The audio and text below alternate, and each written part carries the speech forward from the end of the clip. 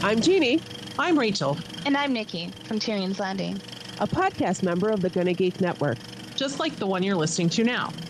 The opinions expressed are those of each individual. Check out all the other podcasts at GonnaGeekNetwork.com. And get ready, because geekiness begins in 3, 2, 1. You have been granted clearance by Director Phil Coulson. Stand by for S.H.I.E.L.D. debriefing.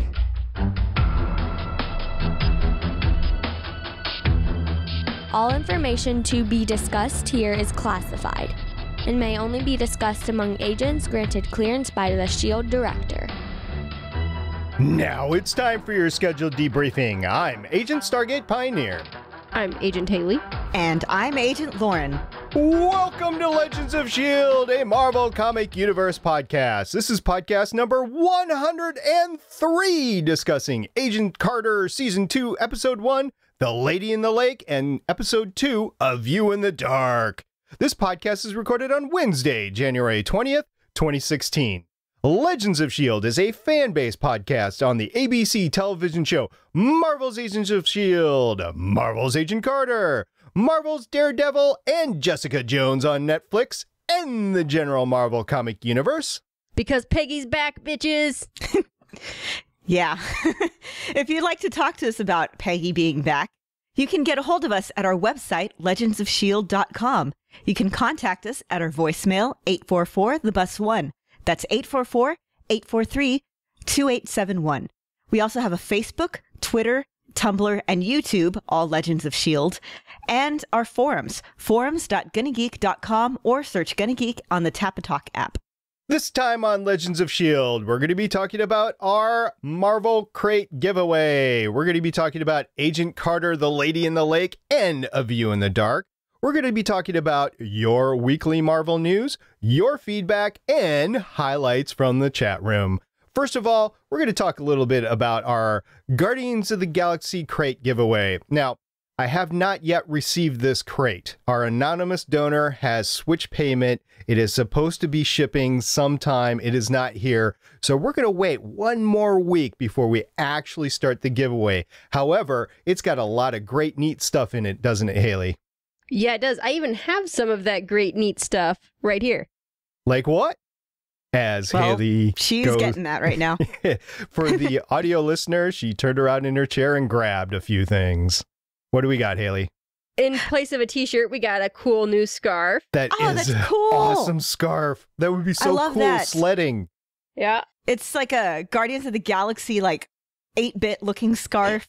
Yes. There aren't any traditional Pop Funkos in this box. Instead, you get a Star-Lord mug, coffee mug, which is pretty awesome. I like my mugs. And you get little Rocket and Groot Christmas ornaments. Aww. You can never have too much Rocket and Groot. Never, never, never. This is actually true. And the patch is Rocket and the little pin is Groot. We're going to have to find something to do with my patches, like a vest or something. I don't know. We'll have to see how that goes. Anyway, that will be coming hopefully next week, so please stay tuned. So last night, we had an awesome 5 hours total of comic book TV, and I caught 2 of the 5, and that's all I could muster because it's got other things going on. But the 2 I caught were Agent Carter, and I was watching it and just holding my phone, and you know, it's buzzing left and right because Lauren is live tweeting and it is just on fire. So that was so cool. The episodes were so cool.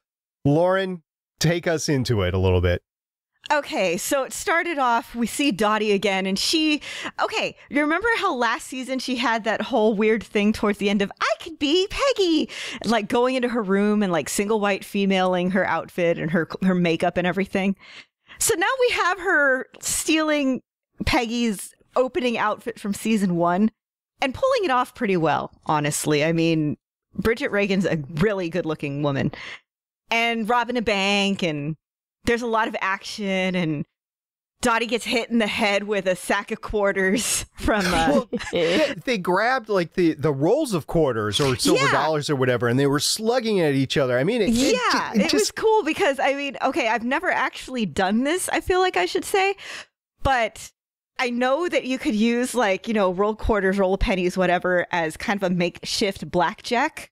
So I was like, should I point that out on Twitter or should I not? And I decided not to because. Well, it's no different than 101 Dalmatians, right? When in the live action remake where she puts actual paver bricks in her purse. I've never actually seen the live action 101 Dalmatians remake. She swings the wife or whatever, she swings this purse with 3 pavers in it and it hits the guy that she's going to marry, the guy. It's the couple that become the keepers of the Dalmatians. And, Anita and Roger. Yes, and she swings. I don't know if that's their name in the live action one. Yeah, it is. And so Anita hits Roger with a purse full of pavers and knocks him out. So that's how they meet. Okay.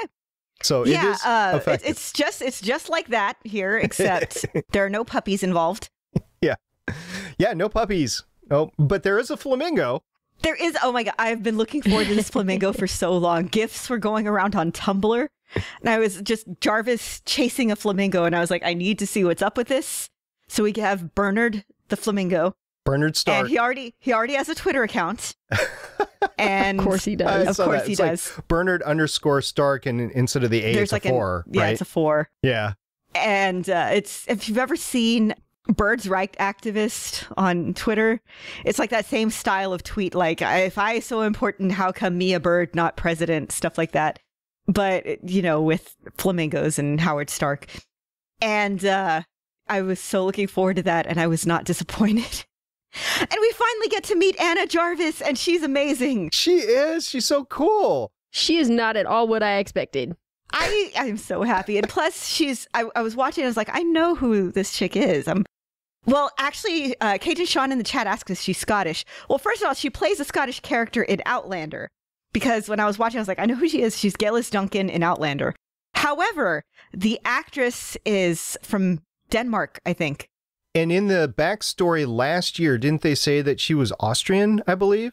Yeah, that he forged papers for her, and that's what got him in trouble. Yeah, I think it was Austria, or was it somewhere else, Holland or something? I can't remember, but it is one of the countries in Eastern Europe that was overcome by the Nazis, and he was trying to help her get out. So that was Anna's back. She is awesome. She sews Peggy a gun holster garter. Yes, I want her to be my best friend. She is Jarvis's sparring partner. And she doesn't care that Peggy ends up on top of Jarvis while I mean, she it's no big deal to her. Maybe it is, and she's just hiding it. But she's like, oh, hey. No, she seems cool. She's like, seriously, I love her. Well, he does some of his best work on his back. So the innuendos were flying left and right with that. I wasn't sure quite how to take it, but obviously at the end there was no competition between Anna and Peggy, so that was cool. Anna and Jarvis were just very in love, and it was adorable. And they were like that adorably disgusting couple that but you can't really begrudge them because they're adorable. So Jarvis is out in the yard at the end. He's running after the flamingo at night, trying to corral it. And then the SOS, the sock on the doorknob comes up. And anyway, she's just looking at him before that happened. She's just amused. That is her entertainment for the night, is watching her husband try. This is what people had to do before HBO, okay? Netflix and chill. Instead of that, you've chased flamingos. Yeah, flamingo and chill. It's flamingo. So that was pretty cool. There was a ton of callbacks to season 1. I like the hat. I'm just getting started and stuff like that. That was all great callbacks to season 1. And there was even a callback. It was subtle in the second episode, but when they went to go dance, when Wilkes and Peggy Carter went to go dance, that was the dance that Steve Rogers should have had with Peggy Carter. And it was with Wilkes instead. It was a little sad, but it was really sweet, and he's a very good dancer, and I love Wilkes. I'm just from like the moment he appeared. Do you want to be thunderstruck? Just, oh.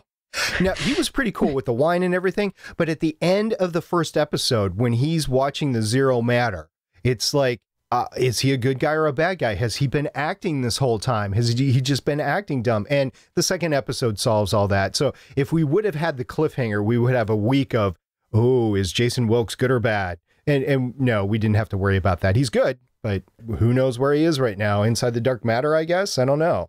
I don't know, but I forget who it was. Was it? I think it was Michelle Fazekas on Twitter. Was like, well, it's Marvel, and nobody's ever really dead. So Except for Sitwell. Except for Sitwell. Now, come on. I never saw the body. Nobody ever saw the body. Nobody ever That's did. true. And the actor is alive and well. He's on the last ship. It's a popcorn summer movie for those that don't know. I'm actually kind of enthralled by it, and I hate to admit it. Yeah, when I watched the first 2 seasons of Librarians this weekend. Oh. And since we watched it on demand, they just kept showing ad after ad after ad for the last ship. And I was like, yep, SP watches this. Yes, I do. Yes, I do. So it was all cool. Okay. Zero Matter, is that the same stuff that Gravitron is made out of? I mean, are we talking about the first season of Agents of S.H.I.E.L.D. here? Actually, there's a theory about what that is and how it might tie into Doctor Strange. I would like to hear this because I actually don't know. Okay, I have a link to it in the news article. It's Dark something. Dark Force? Does that sound right? I don't know. Hold on, I'm opening the article. Okay. It is... Open faster. Well, get off my back, man. If this is I'm how fast scrolling. you edit podcasts, I kind of understand. Dark Force. Yes, it's Okay. called Dark Force. Okay. And it's apparently a thing that is part of the magic and stuff in Doctor Strange. Okay. So, talking about tie-ins with other stuff, Lauren, please tell us about the murder that this is referring to at the very beginning. Okay, so I'm watching this, and I've known all along, okay, this is going to have to do with a murder in Hollywood. First thing that always makes me think of is the Black Dahlia, Elizabeth Short, infamous murder that happened in 1940s Hollywood. And then they cut to, 1947, and I'm like, do a little bit of Googling. January 1947 is when Elizabeth Short's body was found. So, yeah, it's like they're going really deliberate without actually saying anything. Yeah, Elizabeth Short, she went to LA to try to become an actress, didn't quite succeed, and became absolutely infamous for the incredibly gruesome manner of her death and the way that her body was found. They never found her murderer. The case has become infamous for just it's kind of a Jack the Ripper thing of like everyone has a suspect. And a few years ago, there was this guy that was like, I think my dad did it, but it's still really inconclusive. And yeah, just the whole time that I was watching it, that was really all I could think of. Mm-hmm. Well, you tweeted about it, so yeah. The awesome callbacks. I mean, yeah, there's old Hollywood. I mean, not like new current Hollywood is any better, but old Hollywood has some really interesting dark history there. There's a podcast that I love called You Must Remember This. Mm-hmm. And it goes into some of it, like one of the things that I'm really looking forward to this season. And you get a little bit of it with Whitney Frost's, her whole thing was how the studio system back then basically owned their stars. And I know that it's not going to be the focus of this, but like them touching on it and how like the studios would control their stars' life and kind of force them into marriages for publicity. And they would have fixers who would come after, like the guy in the first episode who his whole thing was he arranged it to look like the body was killed by this, serial killer. That reminded me of like Eddie Mannix, this really famous Hollywood fixer who's about to have a movie come out based on him. Actually, it's a Coen Brothers movie called Hail Caesar. Yeah. And you had these Hollywood fixers who would go out and just basically kind of smooth things over so that these scandals either would look like they never happened or were swept under the rug. Just like seriously, the control that Hollywood had over the media and over their stars' life was just incredibly interesting. Right. And it was a lot more strict then than now. Now you have handlers that try to be proactive instead of reactive, although there's a little bit of that as well. But like with Robert Downey Jr., he had some handlers with him after his issues that he was having with drugs and stuff. And it was really an insurance policy for these big studios that were spending hundreds of millions of dollars on his movies, 50 to 200 million of dollars on the movie. And you'd want him to actually finish the movie. So it's an insurance policy at that point in time. Yeah, and back then they had stuff like if their star, had like it in their contract, if their starlet gained more than like 2 centimeters in her waistline, she'd be fined. Or if the stars were basically like kind of traded like Pokemon to other studios in exchange for favors, things like that. Just It's really interesting, really horrible.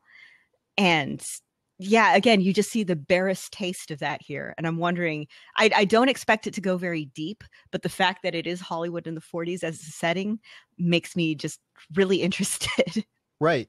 Well, the same stuff happens today. Look at Charlie Sheen, look at Tom Cruise. When they fired their publicists, they both went off the rails big time. And you need that sort of assurance from the producer standpoint. Now, in the 40s, like you're talking about, entirely way too much power that was given to the studios, granted, but that sort of stuff still happens today. And talking about the 40s, this is right after World War II. You had segregation back then, and we have an actor here, or a character, Dave Wilkes, Dr. Dave Wilkes, who is very good at what he does. He's amazing at what he does. And only one company would pick him up out of 16. Yeah, that's something that you see, like there's this kind of loosening of race relations during World War II. You started to see it a little bit in World War I also. Like this is the era when people would start to drink together in clubs. This is the era where because there was limited integration in the military, you start to see it a little bit back home. But then after the war, you have this kind of tense pushback of people wanting it to go back to the way it was, and people who got this advancement being like, no, I deserve this. And back in LA, in Southern California in the 1940s, you started having this influx of African Americans. And I actually have this website open right now where they're talking about, the newly opened factories opening back then. And so you had this influx of workers. Like there was there's an area of LA called Little New Orleans because a bunch of people were moving from New Orleans. Mm-hmm. And then you started, especially in like Hollywood, you had people coming in and trying to gain advancement that way. So that's when you start to see like Eartha Kitt, Harry Belafonte, Sidney Poitier. And again, it's just kind of this time when people are starting to really make the push for advancement. It's not, I mean, you're starting to see the kind of the dawn of the civil rights, like the road to the civil rights era, like 1960 civil rights era. Right. So that is important, and I think it will be brought forward, although I don't think it'll be a main plot, but I think it'll be a subplot. It'll be subtlety. It'll be acknowledged throughout the series. I saw that one of the reasons that they have this, and that one of the reasons why she gets along so well with him, is because they both have this sort of commonality with him not being able to get ahead because people overlook him because of his race, and Peggy not being able to get ahead because people overlook her because of her gender. And the two of them have this whole, I recognize the competence in you. Well, I recognize the competence in you. Well, you're attractive. Well, you're attractive. Let's make out in a phone booth. And I like that. And the eclairs, the donuts, they were aplenty in these 2 episodes. And the donut maker was a horrible racist. Yeah, a little bit there. Yeah. Okay, so Haley. I love that she threw the racist eclair on the ground after she took a bite of it. Yeah, because he said it was pretty good, so you have to taste it, but then you throw it on the ground. So Haley, yes, you have an interesting theory. Dottie got captured on purpose? Doesn't it seem that way? Like she wants Peggy to be the one to interrogate her, and she's more than willing to cooperate once she's like, okay, yeah, get that in writing. I feel like she got captured on purpose because she wants to be an SSR agent, just like she said. there's definitely something going on there. I mean, she has that obsession with Peggy. I feel like she knows she's exactly where she wants to be. You're right. Mhm. Yeah, so that'll be interesting. We don't know exactly who took her, although we suspect it's the bad guys, whoever that, the Leviathan is what it was last time in season 1. But I don't know what's going to happen with her. And the pins. What's up with the pins and the symbol? I've been trying to find a close-up image of it, and I can't find it. But did it have a Hydra-looking logo on it? Okay, so the logo is on the top of the wall in the conference room that they had the bad guy meeting with the candles that they snuffed out. That is the same logo. That is the Secret Empire. It was confirmed on Twitter. It's this group from the comics. They're a group of mostly 9, sometimes 12 shadowy people. And they've done stuff like frame Captain America for murder. And it's mostly a lot of Captain America stuff. And it's they're basically like the Illuminati, kind of. Okay. Well, but that was Power's booth, wasn't it? No. There was Ray Wise was in there. He was there in season 1 also. Okay. Yeah, I just linked in the chat the Comic Vine entry on Fire. All right. Okay. Sousa's got a girlfriend. Her name is Violet. She's adorable. She's adorable. Is she a plant? Maybe. I mean, on the one hand, I feel like it would be cheap if she was, because it's like, oh, we're rooting for Sousa and Peggy to get together. Let's make his girlfriend a plant. And on the other, I mean, sometimes people that you like hook up with other people. It happens. You know, I'm still not 100% convinced that Sousa's not part of Hydra or some shadowy organization. Chief Sousa to you. Yeah. That's great. I'm so happy he got his promotion. Yeah. So Thompson is a chief. Sousa's a chief. But Thompson's where the power is until the FBI comes in and takes it away. Red Foreman shows up. Dumbass. He's dumb and he's an ass. He's a dumbass. Yeah, just every time Kurtwood Smith walked in, I was like, dumbass. Do you think that Thompson was buying it hook, line, and sinker when he went for the drink? Do you want to be the guy doing this, or do you want to be in the muckety buck in the next thing? I want to be in the muck. That's what he said, but do you think he bought it? I mean, I think so. Thompson had an interesting thread over these 2 episodes. He sends Peggy away so that he can do the interrogation himself, because he thinks he can do as good a job as Peggy. Plus, I think he's still a glory hound. Yeah, there's that. Yeah, so there was that, but then he gets his butt handed to him. He ends up with his back to the floor, and he needs his men to come in and help him out. Whereas Jarvis, when he's pinned to the floor, he can take care of himself. His best moves are when he's on his back. Seriously, though, was it just me, or did Anna sound like she was propositioning Peggy for a 3-way there? Oh, I didn't even think about that. That's awesome.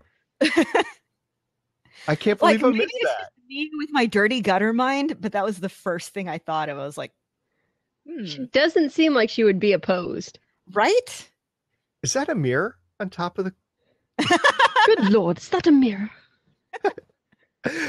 Like, oh, that is awesome. Howard. I didn't even think about that. And again, with the whole 1940s Hollywood thing, Howard Stark, I mean, we already knew that Howard Stark was basically supposed to be Howard Hughes with the military contracts and the planes and everything.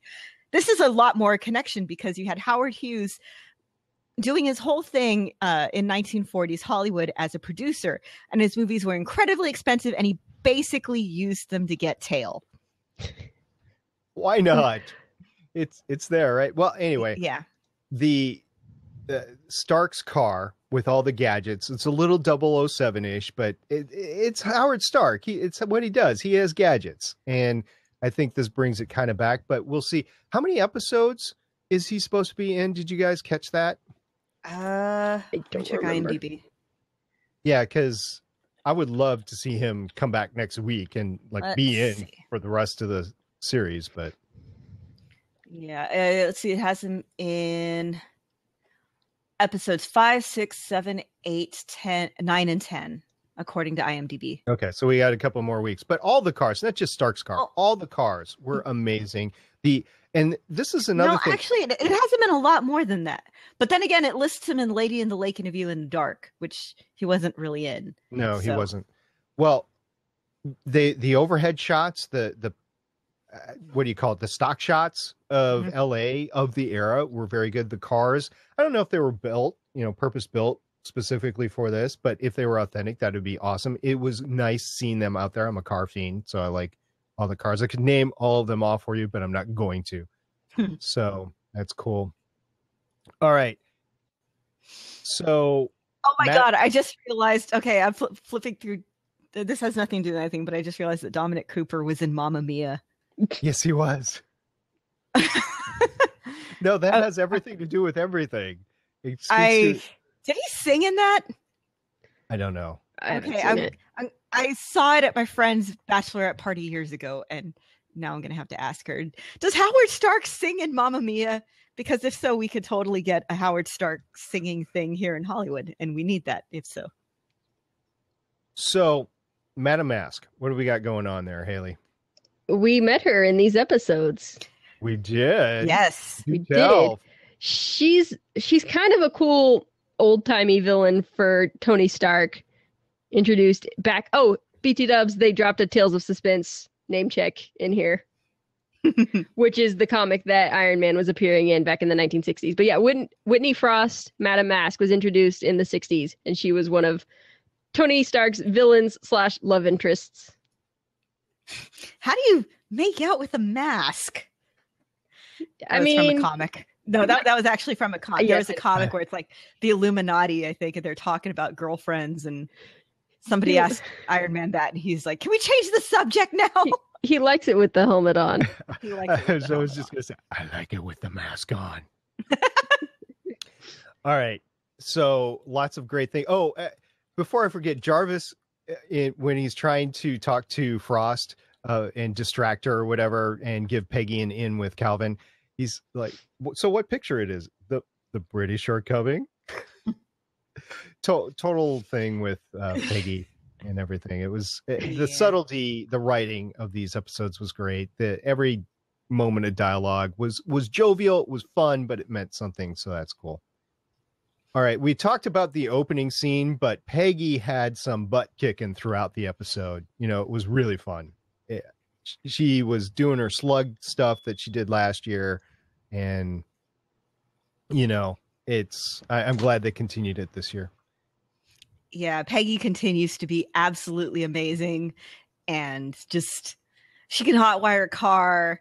She can disguise herself as a scientist. She can seriously just do anything. That was great, by the way. Describe with lab coat again, just like season 1, like the inspector. And it looks like we're going to see her do that again later in the season from the preview. So I'm looking forward to it. I also wonder if she's going to use her American accent in every single episode. I know, that was awesome. I was like, wait, what? That is not Haley Atwell. That is totally a Haley Atwell. That's awesome. As she was talking to Calvin, trying to throw him off guard. She's great at that, but she does announce herself. When people ask who she is, she flat out tells them. So, that's the good guy mentality back then. So, Haley, do you have anything else for the episode that we haven't talked about? Not really. I have a bunch of quotes. Okay, we'll get to the quotes in a second. Hey, Lauren, do you have anything else? Other than I love this show and I'm so glad it's back, and I was just there shrieking with laughter on my couch while I was watching and live tweeting. It was a fun watch. If it could have been 1 hour, that would have been great. I mean, I'm glad we got 2 hours, but it's my schedule. I have a schedule. So Haley, we have some quotes scheduled next. So what do we got? Love the hat. Yes. And this was Haley Atwell this time saying, I love the hat. That was great. They eat avocados with everything. Apparently, those are all complaints that Michelle Fazekas has about LA. I was going to say, a lot of them sound like things about modern LA that people would say. He's the devil in pink. The flamingo is the devil in pink. Yes. Just And everything Jarvis says is amazing. Yes. And it was so serious. He was like, "Oh, this penguin is killing me." It's a flamingo, but oh my god! Imagine if Howard decides to get a penguin next. Well, He just gets an exotic- aviary of increasingly weird birds. Right, he is collecting exotic animals. I don't know why, but he is. What's so special about this flamingo? Let me think if Howard Hughes did that. Oh, maybe. So what we got, Haley? What's next? She doesn't have a love interest. We haven't found the right actor yet. Oh, yeah. Total tip to what exactly is going on behind the scenes. And that's the last time we should have to dirty our hands just because you dirtied other parts of your anatomy. Yes. And she was okay with it, though. I guess it was just accepted back then. I don't know. It was kind of the time. Yeah.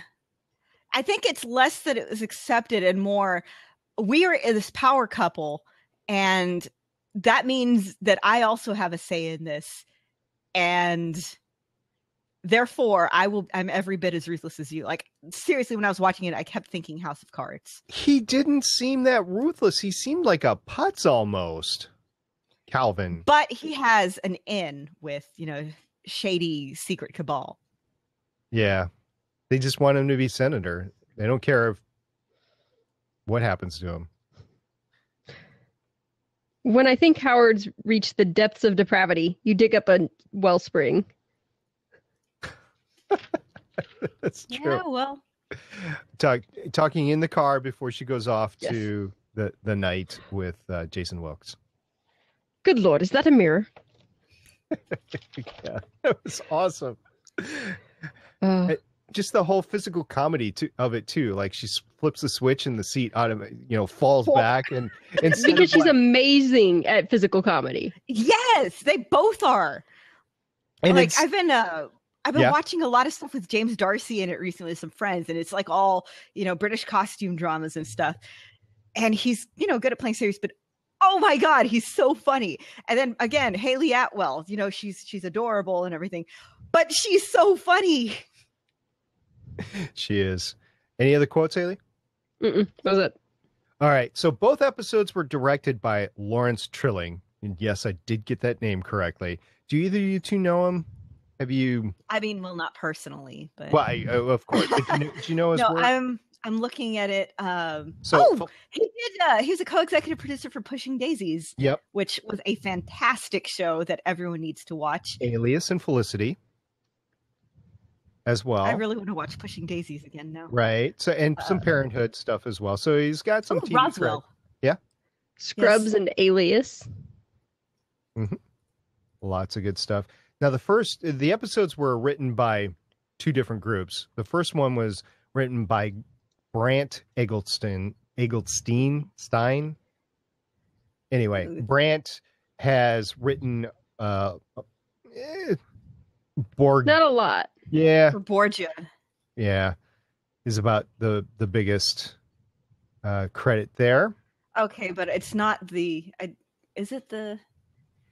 No, this isn't the one with what's his name? Jeremy Irons, looks like. Mm-hmm. And then I haven't seen this one. And then Eric Pearson wrote the second episode, and he's done some Marvel one-shot stuff. And then he was paired with another kind of untested, Lindsay Allen, who hasn't written a lot. She's a story consultant for the Telltale Game of Thrones. Mm-hmm. And she wrote an episode of Arrow. Yeah. Was in there with Flash Forward as production staff and stuff like that. So, yeah. Yep. We're getting some... Good job, rookies. Yeah. Good job. We'll see what happens next week. All right. Just before we go on, I want to say something. Cajun Sean said in the chat, I thought at first the secret group was Zodiac. But I guess... Which would be another interesting Hollywood connection, although... an interesting LA connection, although the Zodiac killer was in the 70s, and I'm pretty sure that's not the Zodiac you mean. Mm-hmm. No, there was an evil group in early Marvel Comics called Zodiac that faced off against S.H.I.E.L.D. Once again, Lauren knows way too much about serial killers. Yeah, for a while they were trying to not have Hydra be the big bad all the time, so they had all these other evil groups, and then it was like, oh, never mind, they're all just pawns of Hydra. Pretty much. So the last thing I'll say is that there was a call out to Dooley. There was a Dooleyism. What's a Dooley? So, yes. It was called out. All right. And that's it, really, this week for Agent Carter. We will have Agent Carter next week, as well as the next episode, Season 1, Episode 3 of Jessica Jones. Because it's the winter of badass women. Right. Yes. So, Lauren, explain your tweeting, your live tweeting schedule here. The plan is when we talk Jessica Jones, I will be live tweeting on Mondays at 8 p.m. Central. So the time that we always do live tweets, I'm going to do that just a day early. Okay. And then on Tuesday, I will live tweet Agent Carter again at 8 p.m. Central, or if they change the time around whenever that is. But right now it's at 8 p.m. Central. So expect 2 live tweets next week. So sounds good to me. Tell a friend. Right. Now, I will say that we are part of the Gonna Geek Network. If you're liking this show, you probably like a lot of other shows that are on the Gonna Geek Network. There's at least 15, if not more, shows on there. A lot of different variety, a lot of TV shows, but there are some others like Here does In Defense Of. And if you like Doctor Who, Haley's on a Doctor Who podcast called Gallifrey Public Radio. It's really cool. You should check it out. But I just want to throw out, go listen to Gonna Geek, or more importantly, go watch it on YouTube. Why is that? Because Steven has put a ton of production value in there. It is not a blab. It is done. It is really production. If you like, ESPN style productions where you've got people in their own squares, you got a scroll on the right side, you got a chat going around the bottom, you might like that. So go ahead, check that out on the Gonna Geek YouTube channel, Gonna Geek 127. 128, something like that. You will enjoy that. All right. You guys ready to talk some news? Yep. Yes.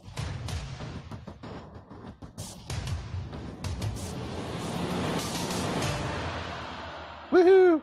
All right. So we got some news this week, as we always do. This is the segment that we talk about the week in Marvel news. And the first story up is Hayley Atwell herself. So there was an interview with her on ET Online, and it's mostly Peggy talking about all her relationships that we could expect on the show, like her and Jarvis and how awesome they are together, and her and Anna and how awesome Anna is, and her and Dottie and how scary Dottie is, and her and Sousa and how stubborn they both are, and her and Jason and how adorable they both are. And it's a cute little interview. It's mostly stuff that now we've seen, now that the first 2 episodes have aired. But it's just always fun reading Hayley Atwell talk about her character. I really love hearing actors talk about the character because, they live with this character in their head. So right. And she's no longer on Twitter. That's very unfortunate. But she left Twitter to focus on her work. I think maybe that might have been a Marvel sniper shot across the bow. I'm not sure, but we'll see. We'll see if she makes her way back after the season has aired. Okay. Also, there's a potential crossover with Doctor Strange. What? Yeah, it's what we talked about earlier, that the Zero Matter is potentially the dark force that is going to probably play a role in Doctor Strange, because it's kind of a magic-y type thing. So this is also part of a larger interview that they did, Fazekas and Butters. Yeah, if you're interested in reading it. A lot of this interview I'm reading is really cool. Like, again, talking about old Hollywood, talking about the influences, like James Elroy books and LA Confidential, and the fact that Whitney Frost is based on Hedy Lamarr, who was this gorgeous actress, but also a genius. Like, she helped co-invent this device that we now use as the basis for like Blu-rays. I mean, not Blu-rays, Bluetooth. Sweet. So we're really looking forward to anything Doctor Strange. I'm kind of meh about it because I'm not really like into the character. So I'm looking forward to learning more about Doctor Strange. Absolutely. I saw a picture that somebody did. They photoshopped Oscar Isaac as Doctor Strange. And immediately just, we could have had it all. That would have been funny. Okay, so another big news in the world of female-led series, Jessica Jones on Netflix was renewed for season 2. Yay! Yeah, there's no date yet as to when that'll be, but it's coming back, and I'm very happy. Right. And Haley, did you run into a story about the viewership numbers on that as well? I think Lauren did, Okay. and that they're not what we thought they were. Okay, yeah, let me jump into this real quick. Okay. So we all heard like, oh, there was Jessica Jones had like 4 million viewers, blah blah 4.8, blah. yeah, whatever. Yeah. So, okay, so everybody settle in. This is where it gets juicy. So it turns out that NBC hired an independent company to dig in and try to find Netflix's ratings. This is kind of a shady, sketchy thing to do. Well, Netflix is saying y'all weren't even close. And yeah, I guess let me pull it up. There's a memo sent out by an NBC executive that said internet TV is overblown and linear TV is watching TV like God intended. And a Netflix executive said, our investors are not as sure of God's intentions for TV and instead think that internet TV is fundamentally better entertainment experience that will gain share for many years. So, I mean, shots have been fired. Mics have been dropped. I think we're seeing the start of a major battle that's going to be waged between streaming services and broadcast television video service. It's hard to say I guess television is what to call it. But this is going to get interesting over the next few years. Yeah, and I think the big series like this, which are actually encompassing multiple platforms, so you're talking with Marvel anyway, you're talking film, you're talking cartoons, you're talking TV shows, and you're talking Netflix streaming stuff. That's where it's all going to come together because you're going to have, no pun intended, but hashtag it's all connected. You're going to have various different things going on within the same universe on different platforms. And it's going to be a fight over who actually gets to get those IPs. So it's going to be fun. All right. Anything else to say about that before we move on? I'll just be here eating my popcorn. Yeah, there you go. Just enjoying it, right? Yes. So also on Netflix, there is a Punisher series in development. And for those of you that have watched Walking Dead, the Punisher is being played by John Bernthal. And he apparently has done such a great job and wowed everybody that they're just like pouring money at him to get this thing started. It's in development is the word on the street. Right. And this has been a rumor kicking around for a while. They were saying, oh, they're going to do Punisher instead of Iron Fist. No, they're still doing Iron Fist. They're probably just going to do a Punisher series too. Why not? Yeah. Just every Marvel character can have their own Netflix series. It'd be great. Squirrel Girl! They're going to run out of sick days for the people that watch this stuff to stay home and mainstream it over the weekend. We'll just have to start watching it at work. Yeah. Just what we all need is we need the internet chip in our eyeballs so we could just watch it while we're doing other stuff and be like, Google Glass.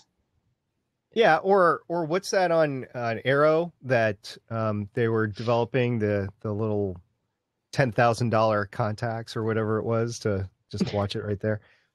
So that is all great, and I just can't wait to actually see it. Although with more people cutting the cord, it's becoming more and more mainstream for people to actually watch this sort of stuff instead of TV. So it's amazing to me that people are converting to that and getting the stuff legal rather than trying to get it illegally. That is amazing to me that people are transitioning to that. Okay. So let's go to Guardians of the Galaxy script. What do we got there? It's done. That's the word on the street. The script is done. I did see a picture on Twitter from the producer. What's his name? It's escaping me right now. The Guardians of the Galaxy's producer. Help me out. You mean the writer and director, James Gunn? Yeah, James Gunn.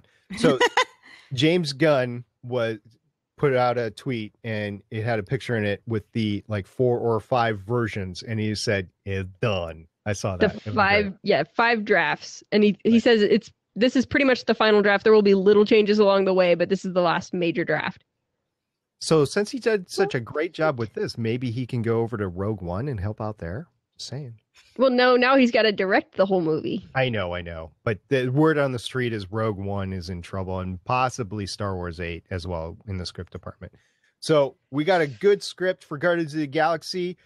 On the other hand, we have some changes going on in the release date for films. Right. So Spider-Man swept in on his web and... Haley, I can't hear you. You just cut out in the middle of Spider-Man release. Yeah, I heard Spider-Man release, and then the Marvel snipers gotcha. No. This is the benefit of live podcasting, people. Stole Captain Marvel's release browser, and Lauren and I will tap dance until you get back. Okay. So, are we? Is everything fine now? Okay, yes. You're back. You're back. So take it. So yeah, Spider-Man swept in on his stupid little web and stole Captain Marvel's release date, which was July 28th, 2017. And now they're like, oh, hey, we don't want... And you're gone again. And the Marvel snipers got you again. This is what you get for talking crap about Spider-Man, I guess. No, and I'm even wearing my Spider jersey, if those that don't know. My Spider-Man geeky jersey. Okay, let's try this a third time, and be careful what you say, because Marvel snipers will mute you. I'm going to pick it up in the middle, so maybe I'll finish. So they're going to release it on July 7th, 2017. Okay. So who's not performing a new Sinister Six? I don't know. What? To take out Spider-Man. And return Captain Marvel to proper. That'd be nice. Yeah, let's do that. Okay, so that joke fell really flat. Okay. No, I was like, what's going on? I'm sorry, I was just waiting to cut out again. No, this time I talked crap about Spider-Man and not you, so you're fine. Okay, let's move over to X-Men. Okay. And let's talk about Legion. So we talked a little bit about Legion last week. Yep. And... let's see, it's eyeing series pickup. And it's not going to be following the continuity of the films. It takes place in a parallel universe, according to one of the showrunners. All right. Not really liking that, but it's not Marvel, so I can kind of see what's going on there. Yeah, whatever. And Hellfire also is doing something? Yeah, so there was also another series in talks, Hellfire, about the Hellfire Club, set in the late 60s. And, okay, we sort of saw the Hellfire Club in X-Men First Class, sort of, not really. But their showrunners have left to do another show. So... don't know if that's going to be happening or not. We'll see. Yeah. Well, it looks like they still want to go forward with the series. They just need to find new showrunners to do it. Yeah. I'm telling you, with all the shows out there and the very unique specialty that you have to have some comic universe background, it's getting kind of sparse out there because there's just so much going on. Hire me! You know what? Yes. Marvel. I will give you an actual good Emma Frost. Come on. These ladies are available for producing, I guess, TV shows, movies, or one-shot ideas. But writing they can do. You know, any of that. And Haley is your idea girl as well. Yeah. So you need, this is a pair next to me, which later on these blocks will change. But anyway, this is a pair that I'm with, and you have to take both of them. Although I'm sure they will backstab each other if you give one of them the shot. And especially Lab Rat, supervillain Lauren there. No, I'm the person that says, wouldn't it be cool if? And then Lauren's like, oh, yeah. And then there you go. Part. So these two are available. Yes. All right. So let's move on to some Deadpool. It got its R rating. And then guess what? There must have been some puns in there because hashtag banned in China. Which reminds me, I also need to link the PG-13 Deadpool thing because it's kind of screen-recording. Yeah. Okay. So there's a petition out there to make a PG-13 film release version of Deadpool. And while I understand why that is there, it's not going to happen. You might get a PG-13 DVD release. You'll definitely get whatever it is that when they release it on TV eventually. You just might have to wait for it. So they'll do a PG-13 release so that the 12-year-olds can go buy tickets to the PG-13 version and then sneak into the R-rated version. Yeah, just do what we all did. Buy a ticket for like Minions or whatever and sneak in. I mean, that's passage. Get on that. Yeah, seriously. I mean, I bought tickets to like 10 Things I Hate About You and then snuck into, oh God, what did I go see? Like Halloween H2O or something, which was in retrospect a mistake. But well, the 10 Things I Hate About You is a mistake too, in my opinion. That was a good movie. Lies and Blasphemy. That movie is great. All right. Okay. But yeah, I love the Ryan Reynolds response of, that would be a very short movie. It is banned in China, meaning it will not play in China, which means they will take the financial hit, which I think is going to impact future movie decisions on what kind of rating to shoot for. So, but they did this one low budget, anticipating that they were going to make less money because they know they're going to lose an audience because it's rated R. And they probably had an idea that it was going to end up not playing in China. I just don't see Marvel Studios doing this with a movie. It's not Marvel Studios, though. It's Fox. Right, and that's what I'm saying. I don't see Marvel Studios taking one of their movies to an R rating. But a lot of the Fox comic book movies have underperformed, so they might be willing to take this smaller risk for a smaller reward just to make up some money on that license. Right. Cajun Sean in the chat said, I want an unrated cut and the chimichanga cut. I want the chimichanga cut to be like every character who's not Deadpool in the movie to be digitally replaced by a giant chimichanga. And then they need to do a B. Arthur cut in which Marina Baccarin's character is digitally replaced by B. Arthur in Golden Girls and saying like just random lines from Golden Girls instead of her dialogue. That'd be funny. All right. And now the last news story that we have is that Steve Rogers is back or will be back as Captain America in the comics. And I'll say, I'm a Captain fan, and I have not, as much as Neil has been touting the new Captain America, the Sam Wilson as Captain America on Legends of S.H.I.E.L.D. long box edition, I have not purchased one of them. And I'm just waiting for Steve Rogers to come back. That's just me.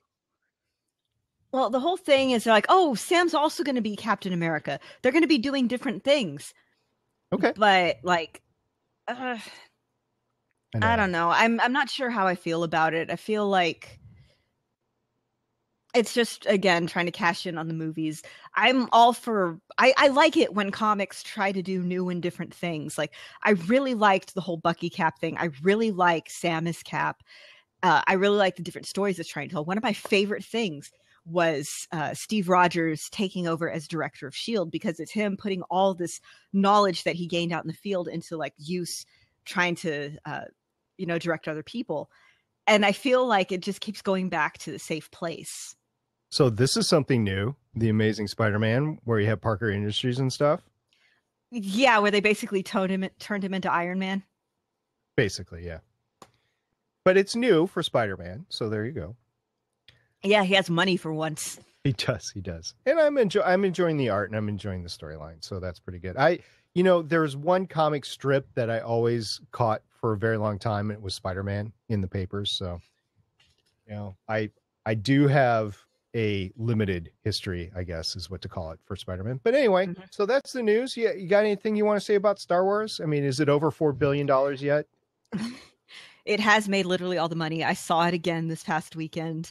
I'm reading right now the Before the Awakening young adult book, which is like the stuff that happens to Finn, Rey, and Poe right before the movie starts. And Poe Dameron is going to have a Marvel comic coming up soon. I heard that. Yes, drawn by Phil Noto, who's one of my favorite Marvel artists. Did you hear the latest wacky fan theory on Rey? Which one? That she is actually Anakin Skywalker reincarnated. Oh, yeah, that one came out a couple weeks ago. Yeah. So it's making the rounds right now. So it's gotten popular. And I don't know. Star Wars doesn't do the reincarnation thing, though. I mean, it does borrow from a lot of... Yeah, but the thing is, Star Wars draws from a lot of Eastern traditions with the Force thing. Yeah. But reincarnation is not something that we've really seen I mean, we've seen like, Jedi spirits stuffed into clone bodies and stuff before, but actual reincarnation is not something that we've seen. Well, we'll have to wait a couple years to find out, and maybe we'll have to wait a couple more. Who knows? All right. Is that all the news you guys got? I don't have anything more. Okay. Yes. Let's get on some feedback.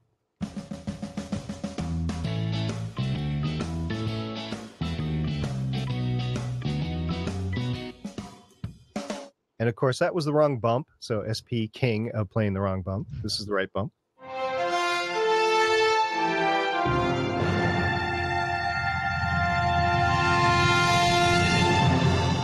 A special for you live viewers, because I will take that on in post.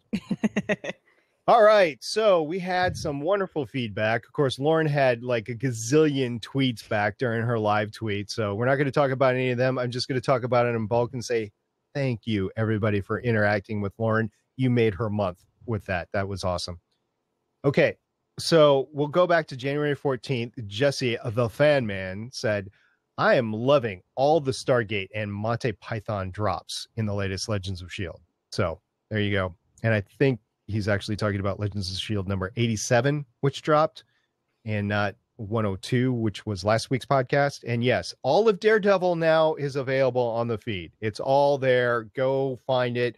I had a lot of fun last summer with our friends, and it's all out. Woot woot. Woot. And be on the lookout for the X-Men. My goal is to get them all out before the X-Men movie comes out, which is later this summer. So I think there's a good shot that that's going to happen. All right. And then Consultant Black Adam on the 15th of January said, just found out that Ming-Na is going to be at a con down the road in Miami this weekend. Too late for me to go, though. Okay, so the first rule in Ming-Na con appearances is you make time to go. You always go. You follow her wherever, because she is entertaining. She is awesome, and she's the queen of the panels. And Haley is the queen of the podcast because she has Ming-Na's signature on her badge. Boom. She's awesome, by the way. She does a really good panel. She does. Actually, a lot of them do. Colby Smothers does an awesome panel, as well as... Does Colby Smolders do a good one, too? Yeah, she does one, too. And also, what's her name that plays Daisy? Chloe Bennett. Yeah, Chloe Bennett. Chloe Bennett also does an amazing panel. So if you get the three of them on a panel, your head is going to explode because that is just too much awesome on one panel. Okay, and then another tweet from Jesse the Fan Man at Little Too Clinical said, finally got the wife to start #Jessica Jones last night, and what an ending! Legends of S.H.I.E.L.D. Haley's and Lauren's commentary helped. Thank you. I'm glad we could help. Yep, there you go. All right, Lauren, since you are leading our Jessica Jones discussion, we got an email from Andy. What does he have to say? Yes, he emailed us with his thoughts about episodes 1 and 2 of Jessica Jones. So he had some kind of stream of thought commentary about stuff about the episode. Some of it was really funny. And I really, really liked his ratings. Like the first episode, bottom line, for a pilot, it set some stuff up, but didn't have me so much interested like the first episode of Daredevil. So 6 out of 10 ceiling dents from thrown boots. Yep. I was like, okay, so are we rating it on dents from thrown boots? Because I like that. Episode 1 was, yeah. Episode 2 was rated 7 out of 10 heart-filled scrubs. So I'm looking forward to seeing his ratings for the other episodes. That was funny. Yeah, seeing him go along and talk about, as he's going along, like, what's up with Luke Cage, pointing out actors and stuff like the cop questioning Jessica played a corrupt role in Person of Interest, which I've only seen. I watched Person of Interest in the first season, and I've caught a few episodes every now and then, but it was conflicting with another show I was watching, so I haven't caught up. I really like when people send us their thoughts of, this is what I was thinking while I was watching this. I love knowing what people were thinking. Kilgrave's weakness is apparently anesthetics. Sounds to me like they need to capture him in a glass box and gas him like they did in Rogue Nation, which I still need to see. So, yeah. I really like this. Keep it up. We love hearing from you. Absolutely, Andy. Thank you very much for sending that. And yeah, can't wait to see what the third episode is rated at. We will be talking about episode 3 next week, so looking forward to your email on that. All right, we do have a voicemail line, 844-THE-BUS-1 or 844-843-2871. If you have a comment, question, or just general geekery, send it our way. Marvel related would be great. Also, that is the voicemail line for Legends of S.H.I.E.L.D. Longbox Edition. So if you have any comic sorts of questions or comments, please get it to us there, and we will collectively, both podcasts will help answer that. So you're going to have Adam, you're going to have Neil, you're going to have Haley, you're going to have Lauren talk to you about comics, and I'm just going to hold up, my random issue that I bought, at the comic store from time to time. There you go. All right, we ready to walk this one out? Let's do it. What?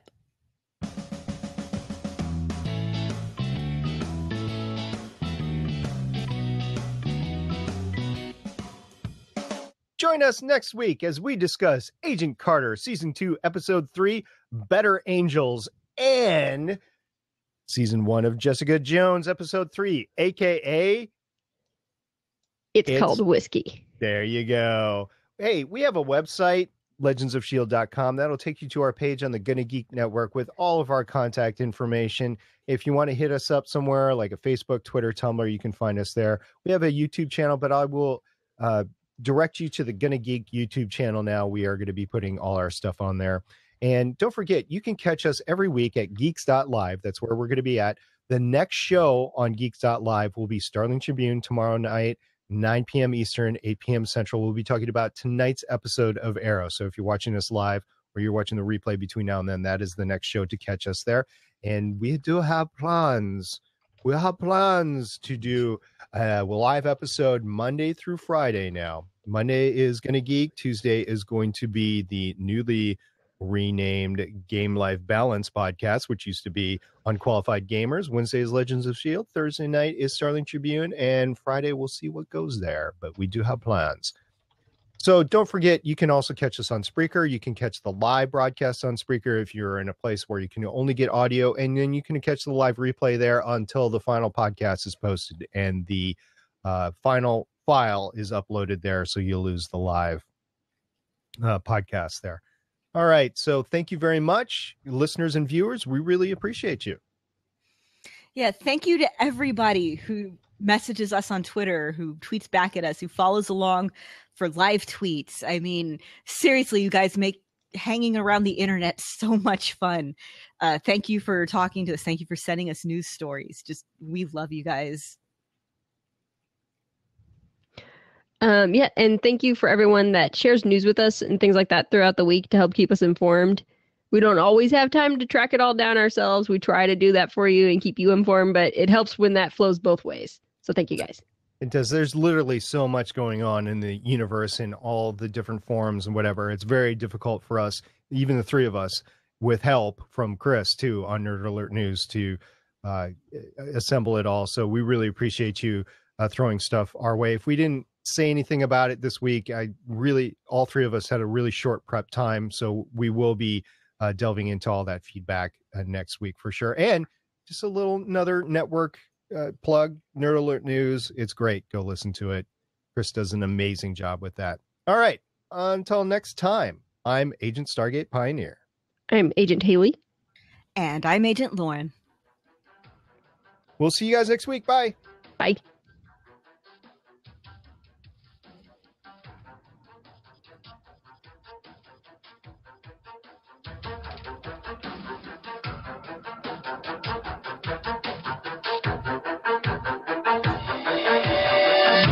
Thank you for listening.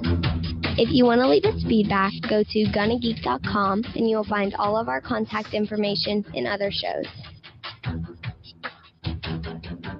You can also visit legendsofshield.com where you'll find our complete archive of podcasts.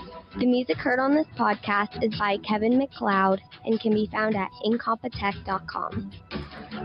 The opinions heard on this podcast are those of the individual host and do not represent Legends, Stream, or Gonna Geek. Agents of S.H.I.E.L.D. is the property of the Disney Corporation. No infringement is intended.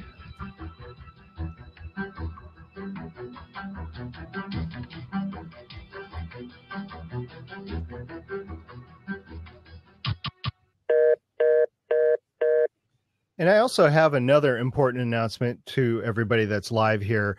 We will be transitioning away from using Stargate Pioneer as the Blab account to follow, and we will be using the Gonna Geek Blab account. That will be new next week. So when you see the this weekend, when I schedule the Blabs for both Legends of S.H.I.E.L.D. and Starling Tribune, you will see them as the Gonna Geek Blab account, which I don't actually think it exists yet, but it will. And that is what all our Blabs on the Gonna Geek network will be using, the Gonna Geek account rather than the personal account. So that gets to your question, Cajun Sean, about a hashtag. I think just hashtag maybe Geeks Live. I think for now we'll do until Steven says something else, and I'll run it by him and we'll see what happens there. So thank you for staying with us in these transitions. Live broadcasting in the podcast realm is so volatile right now, meaning it can change from week to week even. Blab is not the only service that's doing this now. There's a ton of services, a handful of services that are actually doing the same thing right now. Just Blab seems to have the best interface and we're using it, but we might eventually switch off of Blab as well. So that's why going to geeks.live is important to find out where we are. All right. Adam, if you don't want to come in, no big deal. Live tweets. Oh, Lauren, do you want to do a hashtag for your live tweets? Sure. I guess Lauren will figure that out and then she'll add it on to her live tweets next week. Yes. Okay. And that will still be with the Legends of S.H.I.E.L.D. Twitter account. Yes. So we don't want to inundate the Gonna Geek account with a bunch of stuff. Yeah, Cajun Sean, I feel you there. I have lost the bubble on several podcasts myself, but I still subscribe to them, download them, and I will listen to them later. Especially in the summer when I'm out and doing bicycle rides, it's like the only thing to listen to. No, Adam. You know what? I've been thinking about that. Haley, since we're just going to talk openly here. Haley, you're the producer of Crimson Comet. I'm the producer of Starling Tribune. So that covers the active podcast that we have on and Like a Girl. That covers the active podcast that we have going on the DC network side of things. I know Lobster had been considering an idea of Legends of Tomorrow. I don't think it's actually gone through. He ended up getting another job in the evenings. He's not gonna have the time to be a producer. So I'm guessing you work on Friday. Me? Yes. Yeah. Do you work Friday night? No. Okay. So my thought is initially over the next couple of weeks, and Star Saber, this goes to your question. I'm thinking about doing a Blab Friday night, just a Blab, not a podcast, on Legends of Tomorrow and just seeing where it goes. And what do you think, Haley? Sometimes maybe. I know on Crimson Comet, if there's a specific part of Legends of Tomorrow that interests us, we'll talk about it because it's our podcast. We can do whatever the hell we want. I imagine the same thing's going to happen on Starling Tribune. That's exactly what's going to happen on Starling Tribune. So no, Adam, we don't have a podcast specifically dedicated for it. And the best that I was thinking is to have kind of an open forum, but it's Friday night. So I know everybody goes off to do fun stuff on Friday night. And it's not an incredibly great time for podcasting because we used to do it for Starling Tribune. And although we had audience members, it had no promise of growing. So you can actually send the feedback to whomever. I think if you want it, this is no offense, Haley, but if you want it out there sooner than later, Starling Tribune is where to send it. But if you would like inappropriate commentary on your commentary, then you can send it to us. Eventually, when it comes out, yeah, Crimson Comet will do that. Kate and Sean, I don't know if anybody's really considering Lucifer. I mean, if you really want to do that, we can set you up to do it. One of the things that we as on like Better Podcasting and other podcasting shows that we've started to kind of promote is Blab is a great thing that you can actually do, and you can have them record it for you and everything. We don't. We actually record our local tracks. But you can actually start your own show on Blab and not have to pay any of the hosting costs or get a URL or something like that, and just see where it goes. And if it takes off, then make it into a podcast. But you don't have to deliberately make it a podcast anymore. You can have that discussion right here on Blab. I think you can do the same thing with Hangouts on Air, right? Because they record it and then post it to YouTube.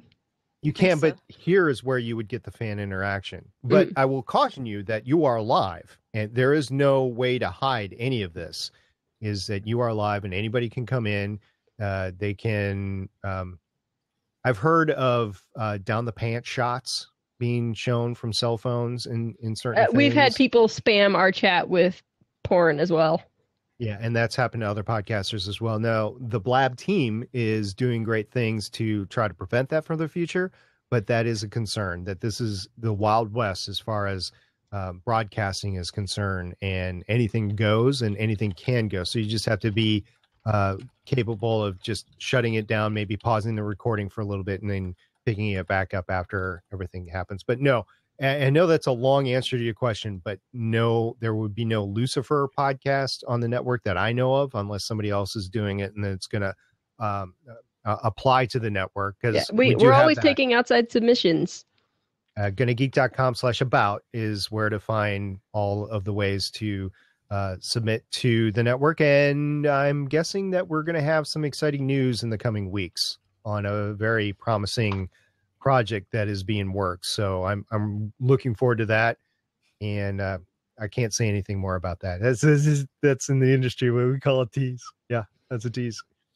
It's great stuff though. I mean, it's phenomenal stuff. It's not the normal stuff, and it's amazing. I can't believe that is being done. All right. Any other questions, comments, concerns from you guys, ladies, or anybody in the chat? All right. We will be back next week. It'll be awesome. And Lauren, I will get with Steven on those questions. Okay. Awesome. Thanks. We'll see you guys next week. Bye. Bye. Bye.